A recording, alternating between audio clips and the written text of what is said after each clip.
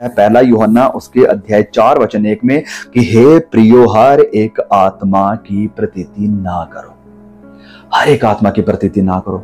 लेकिन आज की मसीहत क्या कह रही है? नहीं नहीं नहीं भैया, हर एक आत्मा की प्रतीति करनी है, सब प्रभु की तरफ से है, सब अच्छा है, सब चंगा है, कोई दिक्कत नहीं, कोई मुश्किल नहीं, सब प्रभु की महिमा के लिए हो रहा है, कलीसिया की उन्नति के लिए हो रहा है। जबकि प्रेरित कह रहे हैं, जबकि प्रभु यीशु कह रहे हैं, जबकि पवित्र आत्मा सावधान कर रहा है। यहां पर संत यूहन्ना भी हमें सावधान कर रहे हैं कि हर आत्मा की प्रतीति ना करो।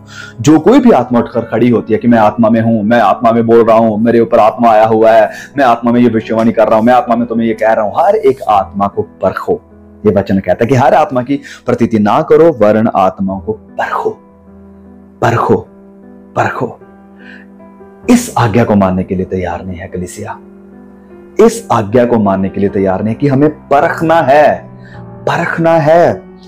और आगे लिखा है, वह परमेश्वर की ओर से हैं कि नहीं है, कि क्या यह प्रभु की तरफ से है? यह प्रभु की तरफ से नहीं है, कहीं वह शैतान की तरफ से नहीं है। क्योंकि क्या शैतान की तरफ से भी हो सकती है? तो डेफिनेटली हो सकती है। दूसरा कुरिन्थियों 11 को पढ़कर देखिए, दूसरा कुरिन्थियों पूरा पढ़कर देखिए। वहां पर संत पौलुस सावधान कर रहे थे कुरिन्थियों की चर्च को कि शैतान खुद भी जोते में दूत का रूप धारण करता है, और वो कहता है कि अगर उसके सेवक भी प्रेरितों का सा रूप धारण करे तो ये कोई अचंभे की बात नहीं। उसके सेवक जो उसके द्वारा भेजे हुए एजेंट्स हैं, अगर वो भी प्रेरितों का, अपोस्टल्स का, भविष्यवक्ताओं का रूप धारण करे तो संत पौलुस वहां पर कह रहे हैं कि ये कोई अनोखी बात नहीं है, कोई अचंभे की हैरानी वाली बात नहीं है। ये कर सकता है, वो करेगा, वो ये संत पौलुस बता रहे थे। लेकिन आज चर्च मानने के लिए तैयार नहीं है। मुझे ये बात का दुख लगता है। संत पौलुस भी इस बात को सावधान कर रहे हैं कि ऐसा हो सकता है, ऐसा होगा, प्रभु यीशु ने भी किया।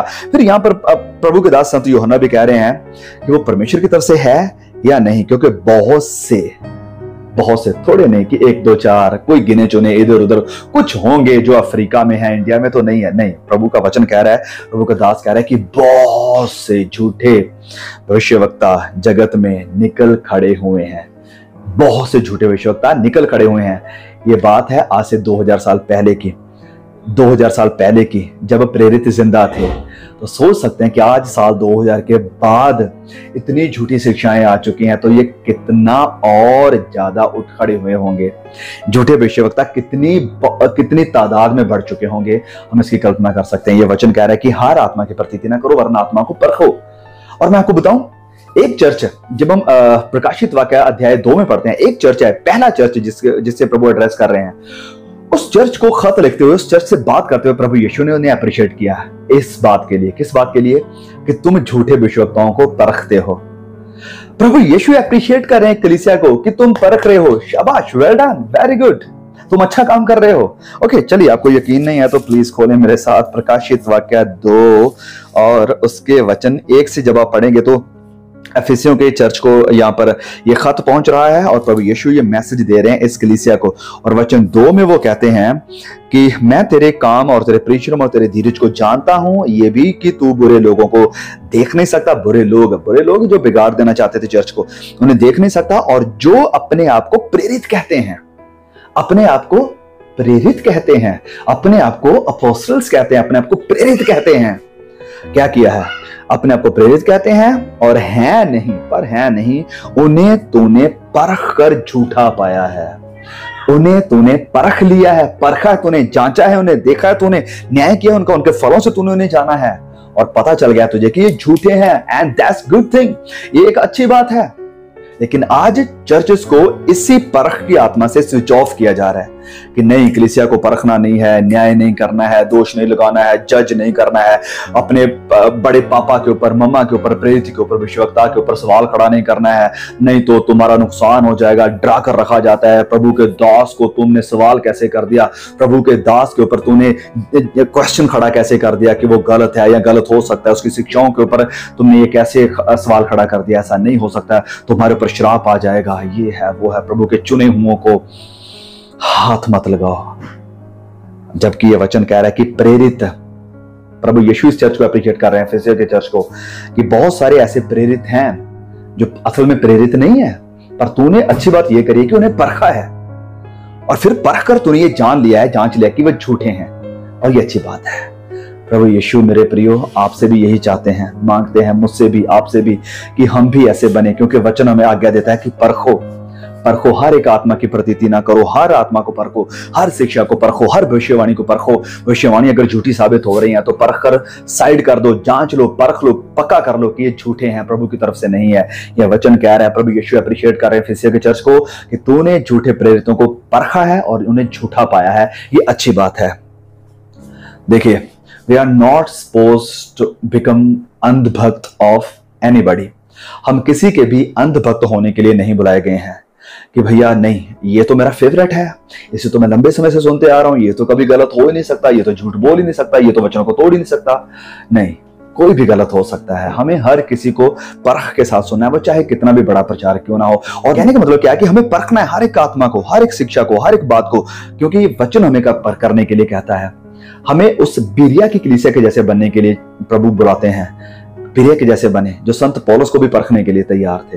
लेकिन आज कई प्रचारकों को लोगों ने इतना सर पर चढ़ा दिया कि नहीं भैया, इन्हें तो हम परख नहीं सकते, ये तो संत पौलुस से भी बड़े हैं। हाँ, पौलुस से गलती हो सकती थी, इसलिए बिरिया के लोग उसे परख रहे थे, क्योंकि हो सकता है पौलुस गलत हो। लेकिन नहीं, हमारा पापा, हमारा प्रेरित, हमारा फेवरेट प्रचारक, ये कभी गलत नहीं हो सकता ना, ये कभी वचनों को गलत रिप्रेजेंट नहीं कर सकता, वो तो हमेशा सही ही प्रचार करेगा। ये सबसे बड़ी भूल है, ये सबसे बड़ी गलती है। हर एक आत्मा की प्रतीति ना करो, परखो, परखो जरूर हर एक प्रचार को, क्योंकि मैं इस बात को ध्यान से सुने, हमें सिर्फ अच्छे प्रचारकों को नहीं सुनना है। ये ना कहें कि वो तो बड़ा अच्छा प्रचार कर, वो तो बड़ा अच्छा प्रचार करता है। हमें सच्चे प्रचारकों को सुनना है कि क्या वो सच्चा प्रचार कर रहा है, क्या वो सच्चाई का प्रचार कर रहा है, क्या वो सच्चाई को प्रेजेंट कर रहा है, या वो सिर्फ बस अच्छी अच्छी बातें ही करता है, जो बढ़िया पॉजिटिव बातें हैं। लेकिन जहां पर बात होती है नेगेटिविटी की, जैसे प्रभु यीशु नेगेटिव बातें कह रहे थे, प्रेरित नेगेटिव बातें कह रहे थे कि झूठे भविष्यवक्ता हैं भैया, उनसे बचकर रहना, उनसे सावधान रहना, उन्हें परखो, उनके फलों से तुम उन्हें पहचानोगे। ये थोड़ी नेगेटिव चीजें हैं। लेकिन आज कई ऐसे पास्टर हैं जो कहेंगे तो बड़ी अच्छी बातें, वो चीजें वो बताएंगे जो अच्छी हैं, लेकिन उन चीजों को नहीं बताएंगे जो कलीसिया के भले के लिए है, जो हमारी उन्नति के लिए है, कि हमें भेड़ियों से सावधान कैसे रहना है। वचन कहता है उनके फलों से तुम उन्हें पहचान लोगे कि वो किस चीज को प्यार करते हैं। सबसे पहली बात, वो किस चीज को चाहते हैं। Are they living for their self? क्या उनका काम, उनकी सेवकाई सिर्फ स्वार्थ के लिए है कि भैया ठीक है मैं आपके चर्च में आऊंगा, लेकिन सबसे पहले मुझे एक फर्स्ट क्लास एसी की टिकट चाहिए। ओके, मैं जब आऊंगा वहां पर तो एक बढ़िया 5 स्टार होटल में मेरा रूम बुक करना चाहिए। ओके, सिर्फ यही नहीं, जब मैं होटल से वहां जाऊंगा वेन्यू पे जहां कहीं भी मीटिंग रखी हुई है, एक बढ़िया पॉश अच्छी वाली गाड़ी चाहिए जिस पर होकर मैं वहां मीटिंग में जाऊंगा। ऐसी डिमांड्स करने वाले के फलों से आप जान सकते हो कि वो प्रभु के दास नहीं है, वो खुदा के चुने हुए नहीं है। उनके फलों से तुम उन्हें पहचानोगे। फिर क्या वो पैसे से प्यार करते हैं?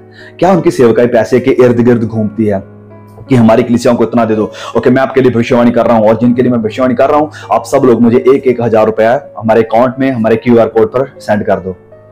क्या वो पैसे के लोभी हैं?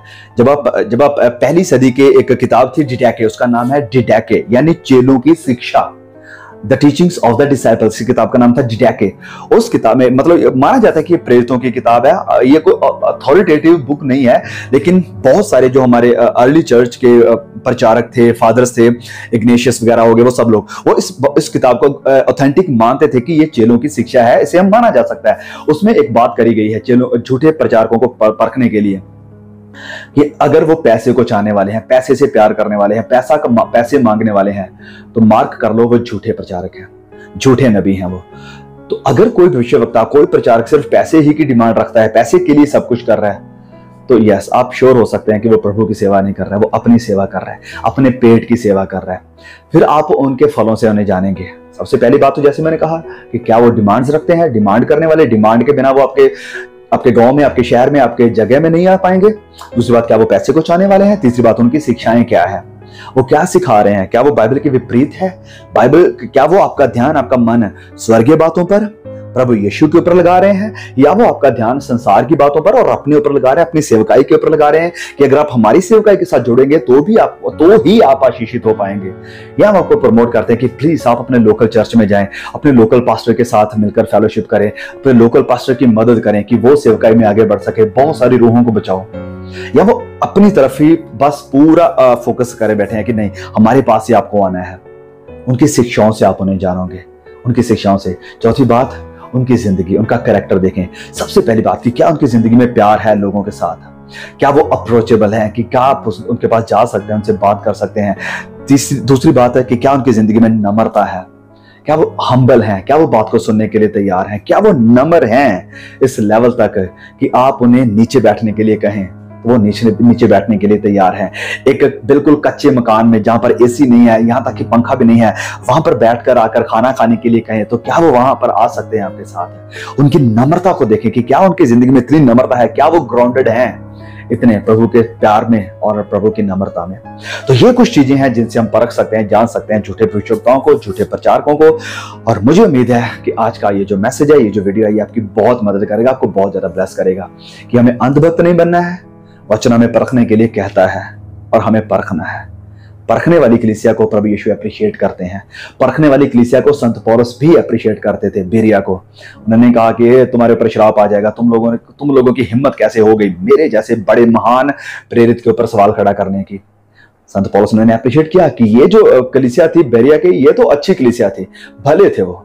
सो प्लीज प्रभु हमें ऐसा आत्मा दे, ऐसी समझ दे कि हम परखने वाले बने।